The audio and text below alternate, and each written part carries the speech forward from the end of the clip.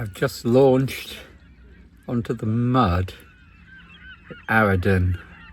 Getting away was quite a thing.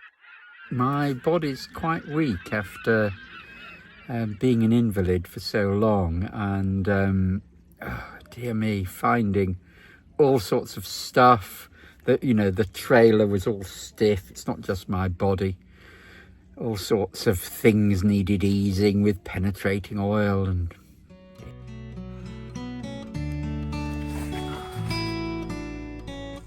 It's actually a bit parky.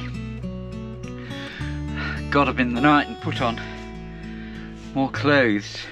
I also paddled the boat further out in the dark and re-anchored so she would still be afloat when I woke up in the morning.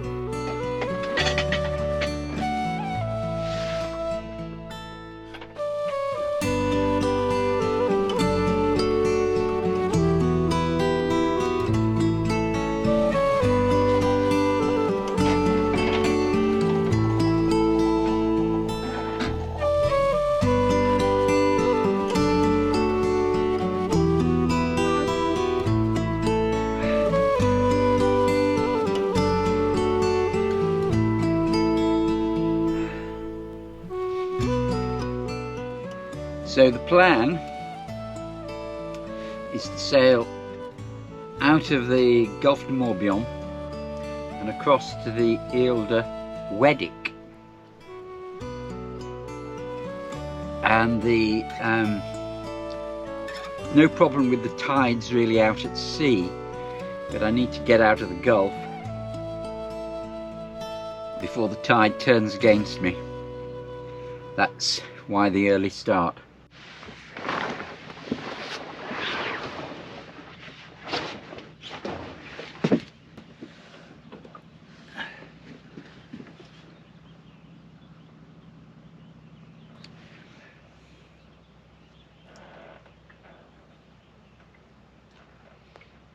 After so long away from sailing, I had to remind myself of the early morning ritual of taking the cover down and then hoisting sail and hauling up the anchor.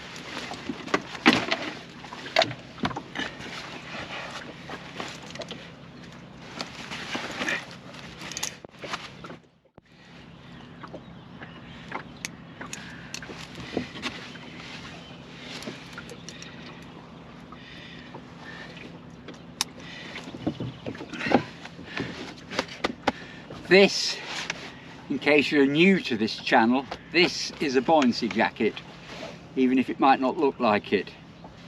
So I'm not going to have any complaints about me not wearing a PFD. It's quite possible I should have set off earlier. It's a pretty bark. She's the old Cascalot, that's what she is. I should be saying what a beautiful morning it is and not getting stressed about the tide, shouldn't I? I'm going to have to put my... I'm going to have to shade my eyes from the sun suddenly.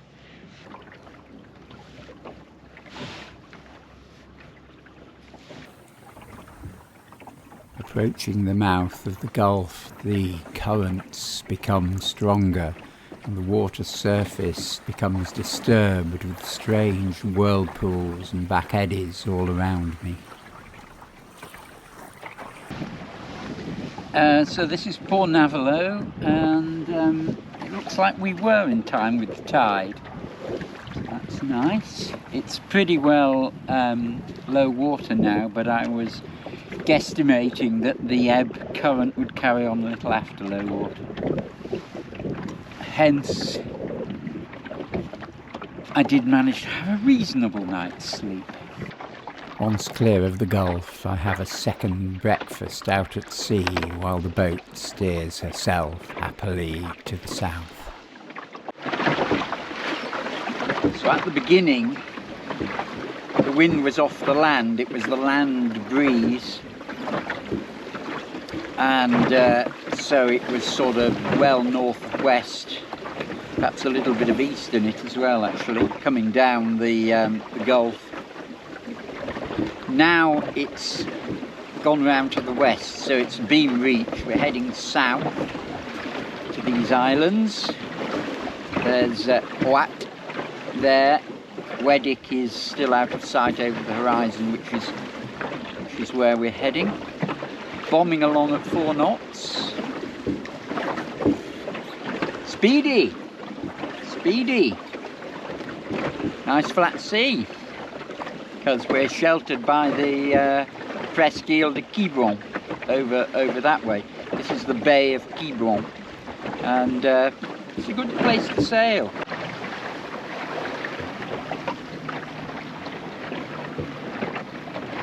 Finally, the Ile de Hoedic comes into view in the sun, fine on the port bow, under the sail.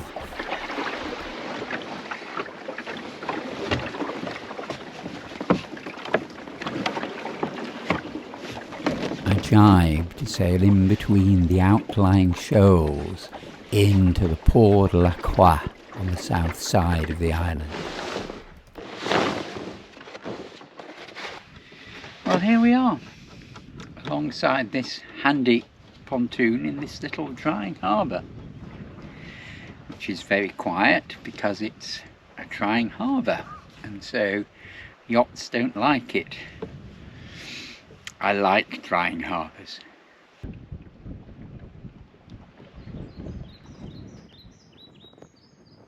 Looking at my battered old chart of the Bay of Quiberon, we came out of the Gulf of Morbihan. Then we sailed right across the bay, past the Ile de Houat, and then round the bottom of the Ile of Hoedic and into the little Port de la Croix. There is just one village on the island of Hoedic, and it's down here. It's very calm, there's no cars, and fields are full of wildflowers at this time of year. It's lovely.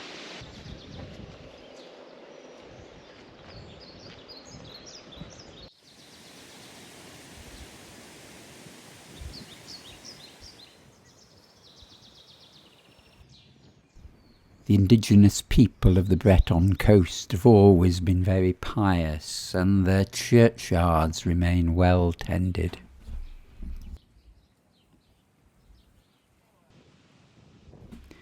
Houat has become essentially a holiday island, but it still retains a permanent population, some of whom I met, and its little streets are full of bicycles and bicycle trailers, as there are no cars here.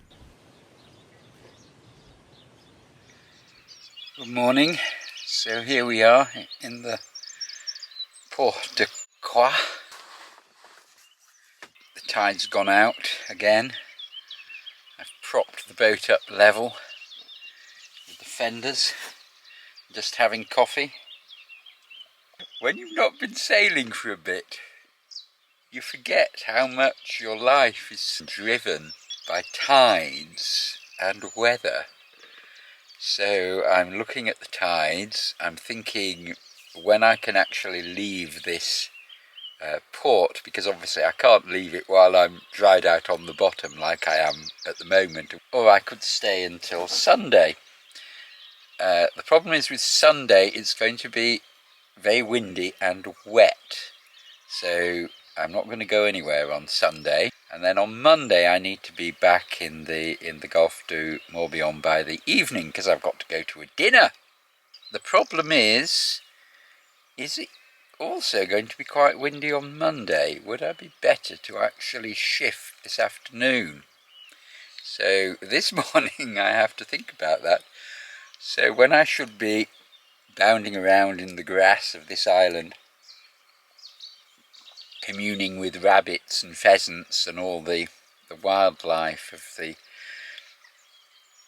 the little fields here, I'm thinking about my plans for the future and what's going to happen. Let's have more coffee. What you need to do, Roger, is have breakfast and then you'll stop worrying about things. Well, we've left Hoedic as soon as water came in the harbour, bound for Port Navalo. This is my first sail for quite a long time, so it is something of a shakedown cruise. And as we all know with shakedown cruises, no matter how hard you try, there's always things go wrong. And what has gone wrong is that the main battery is flat. Why it's flat, I don't know, but it is. And I have a nice new Garmin GPS, which I will review at some point, which has an inboard battery, which was charged. So I thought, well, that's fine. That'll get me back to Gulf de Morbihan. No trouble.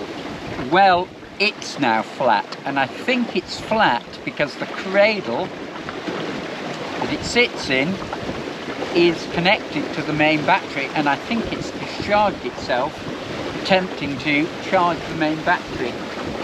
Hadn't seen that coming, but anyway, it's not working. Well, because I'm a traditional sailor, I have compasses, I have charts, and I also, funnily enough, have an iPad with navionics in it.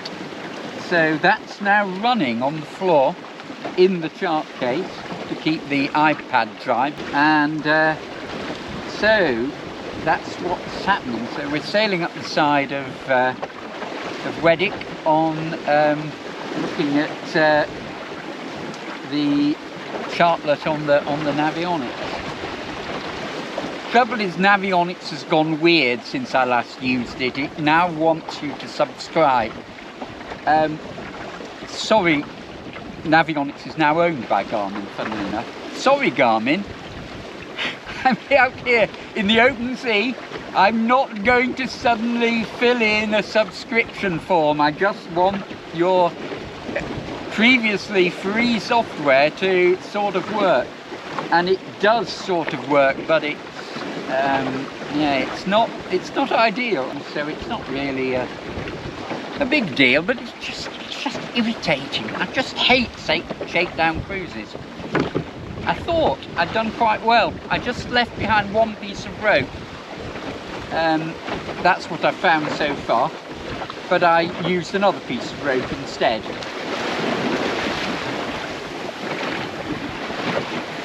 Boats.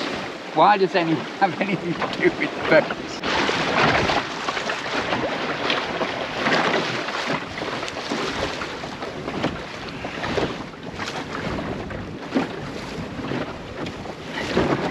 The weird thing is that when I started sailing, this is what it was like. You would set off across a sheet of water like this with just a compass direction, which thank you navionics did give me, so I didn't need to work that out with my Breton plotter, which I do have. I could have done that, but no, it gave me the compass course, and so now I'm steering on the compass, and slowly the coastline that I'm heading for is becoming visible. I should say in passing to anyone who doesn't think the world is round, just go to sea. No maritime civilization has ever believed the world was flat. The Vikings, for instance, knew the world was round because it's plainly round. You see things come over the horizon.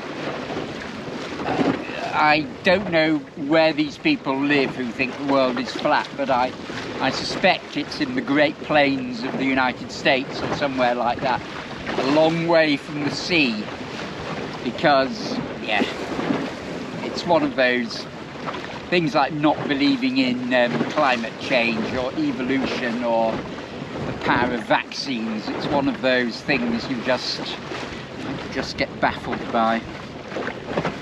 Anyhow, here we are. We've been going an hour on this crossing. It's going to be at least 2 more.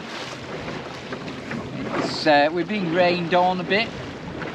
The sea's grey, the waves are grey, the sky's grey,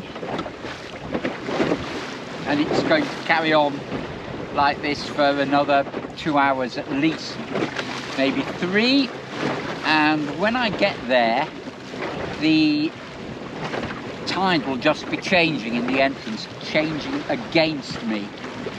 So I might need to creep in along the counter-current, hard against the poor Navalo side. There is a counter-current there, and you can get in against the tide if you're canny and you've done it before, which I have. If I can't get in for some reason, there is a little bay.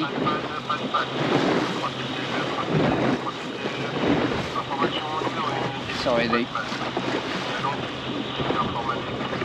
that's the VHF. That's the Coast Guard retransmitting a pan-pan call. That's more chatter. Yes, so there is somewhere that I have a backstop if I can't get into the Gulf, where I can spend the night in shelter from this wind direction. So that's the plan. But yeah, it's strange. I'm not doing anything now that I didn't used to do back in the day. But it seems strange not to have a constantly updated idea of where you are and how long it's going to take to where you get to and all that. Because the annoying little iPad down there keeps turning itself off, of course. And I've got to open the chart case and put my hand inside and put in my PIN number because my hands are too wet for it to accept my thumbprint.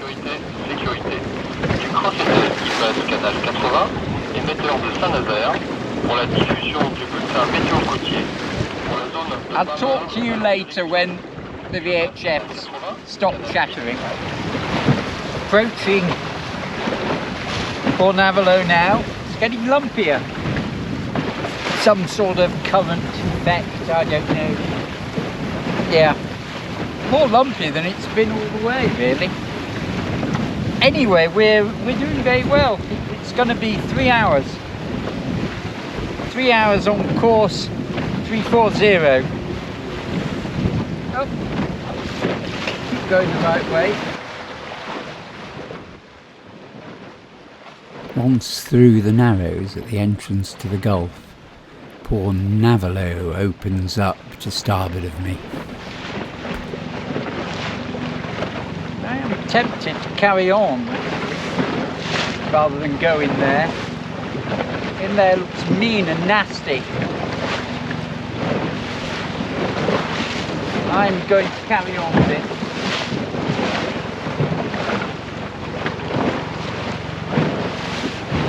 The reason we're carrying on is there is still a fair current past these bow rocks. So while there's a fair current, we may as well take it. It's because I'm earlier than I feared. Once again, there were swirling eddies in the currents in the narrow channels between the islands all around me. I'm going to take the back channels, but there's clearly still a good flood, so we're going to use it.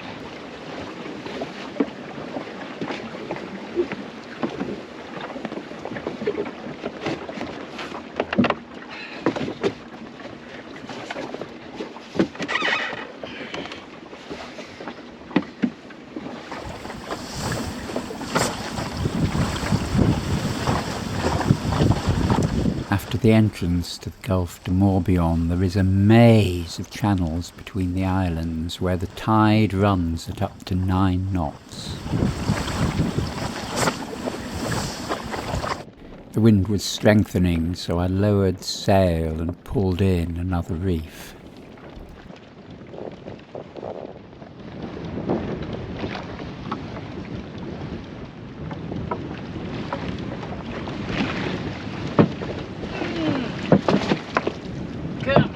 Still weak after my recovery from a ruptured Achilles tendon earlier in the year, my body just seemed not to have the power to pull the sail aboard.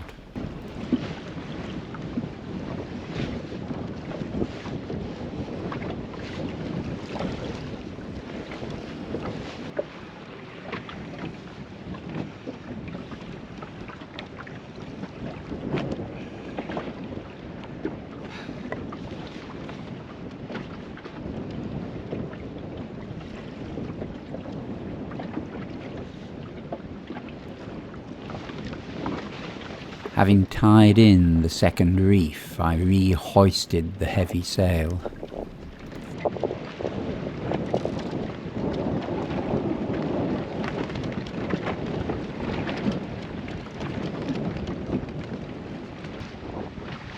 Maybe needed 2 reefs, 3 reefs. That was 2 reefs. That was 2 reefs, maybe we need 3. If I sound tired and confused, it is because I was.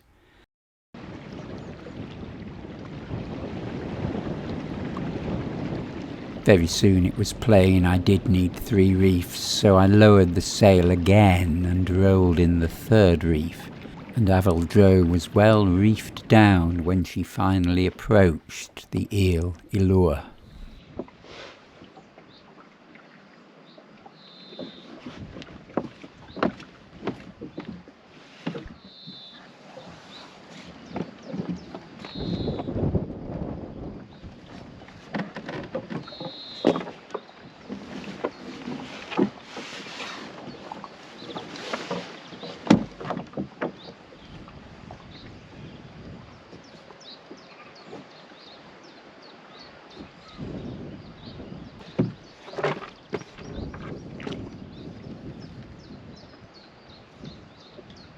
Sounding with the lead line, I found I was in under a metre of water. My aim was to get in really close to the shore, but still to end up on a flat bottom, as I could see that the edge of the beach was fairly steep too. But I also wanted to avoid anchoring in the seagrass meadows that I knew were further out.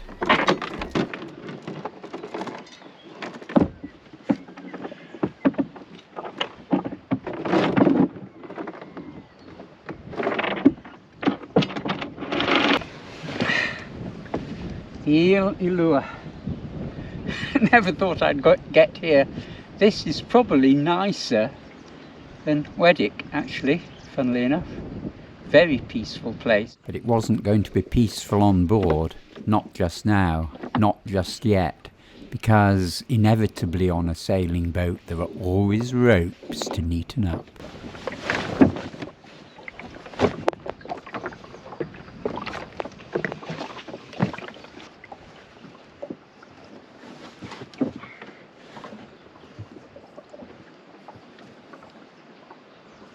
Can't understand why I didn't buy some beer when I was in the shop on Hoedic, because they would have sold beer, and on the Ile Ilur there is no beer or any alcohol or any sort of shop or anything, so it's going to have to be coffee.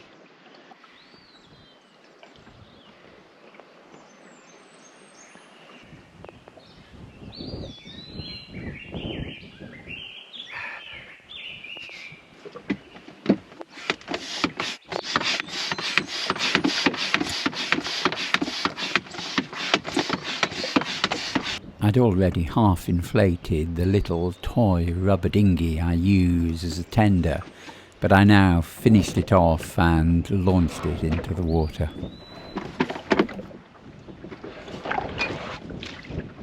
The deep bay on the eastern side of the Ile Ilur is nicely sheltered from strong westerly winds, like I had that day. In 2008, the Ile Ilur was bought by the Conservatoire du Littoral to preserve it for everyone to access, but also to maintain its natural environment. The houses of the little hamlet have been recently well restored, as well as the church, but the island is essentially uninhabited apart from its guardian. I'm quite worn out. Dear me. Nice to be here though. It's just starting to rain. It's going to rain all tomorrow. When the wind comes before the rain, soon you will make sail again. And that's what it did. We had lots of wind and now we've got the rain. Oh.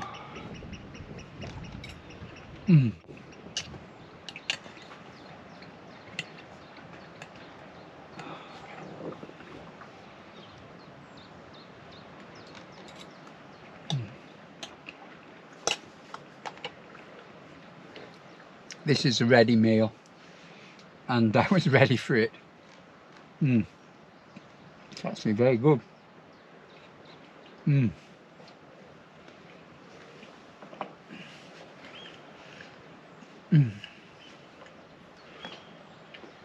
It's very nice to be here.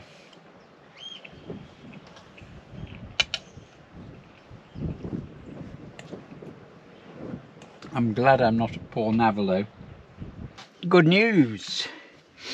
I find, see, I'd forgotten this, that if you take out the battery in this GPS, you can put some AA batteries in. So it works with batteries. Look at that.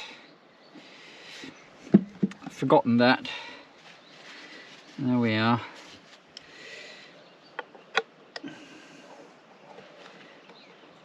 So maybe it is a good idea. It's raining in the night. Here we are, anchored off the Ile Ilur. It's very nice.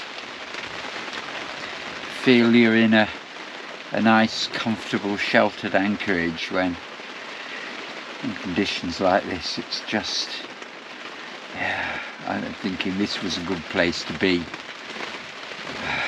And we're rock solid here, there's nothing can happen to us. This is probably the nicest mooring on the Gulf de Morbihan, in my opinion, actually, just in this sheltered bay on the Ile Ilur.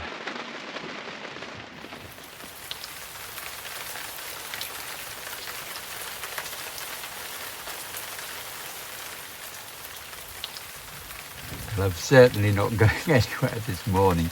I was thinking of shifting to somewhere where I'd be near a bar, because, you know, I quite like bars, but no, I'm going to stay here until the afternoon flood tide. Well, the sun's out now, but I'm still not going anywhere because it's too windy, I've decided.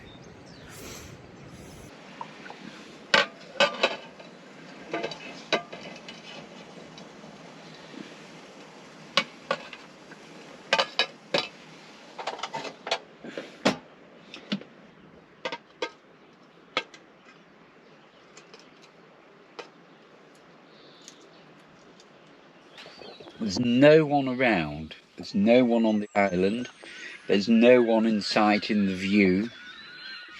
It's just extraordinary. This is really quite a popular sailing area round here in France. No one really comes up here deep into the Gulf, deep into these shallow waters, other than little voile à vent dinghies like Avel Dro. People don't know what they're missing.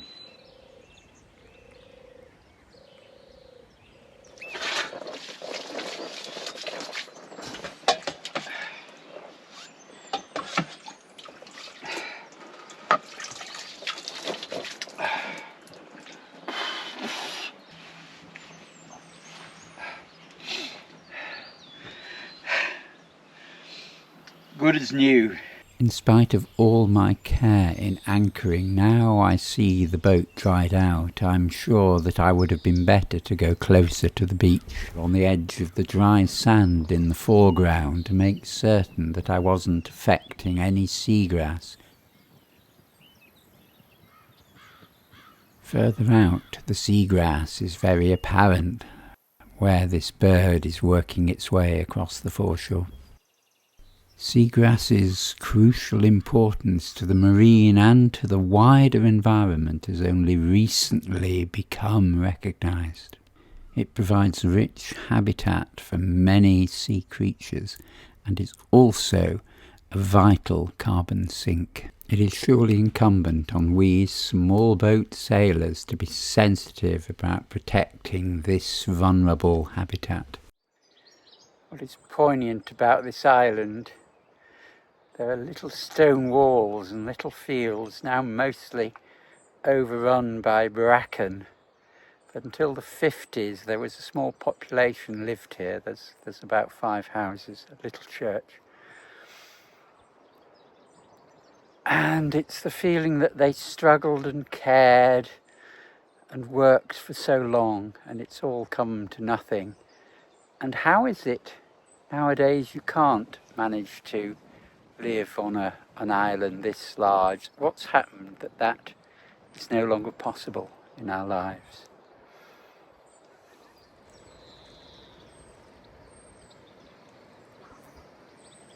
As the tide began to flood in again, I drifted out over the beginning of the seagrass beds and looked down through the shallow, clear water at the extraordinary richness of this marine environment.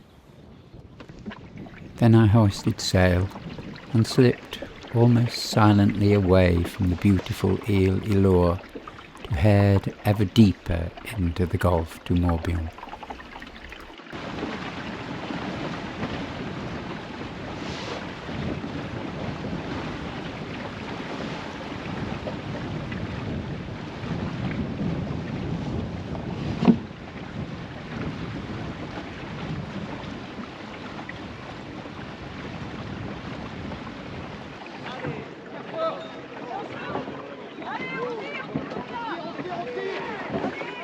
Bonjour Volonté. C'est beaucoup plus facile avec les voiles. Allez, continue. Allez, on continue. Allez, allez.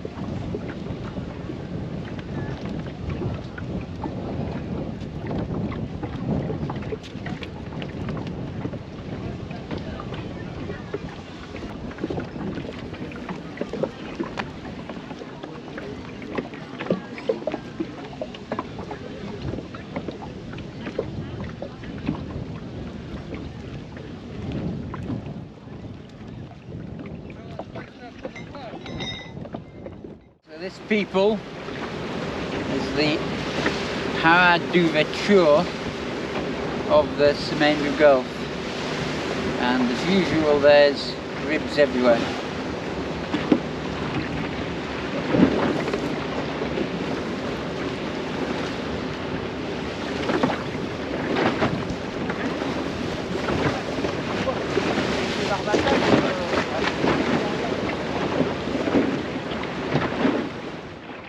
Although I wasn't intending to attend the Semaine du Gulf this year in 2025, I was expected as president of the Dinghy Cruising Association to be present at the parade d'ouverture because we had a special slot in the line of vessels.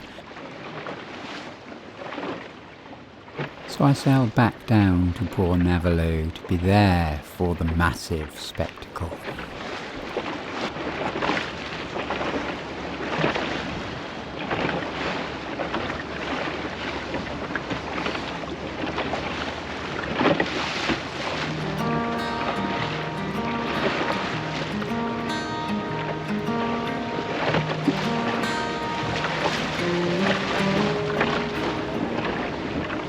Walk with me. Let's leave the past behind. Walk with me. There's something else we need to find. Say you'll go, don't make me wait. There's no need to hesitate. Let's make footprints in sand. Let's make miracles. Come hold my hand. Let's find something new.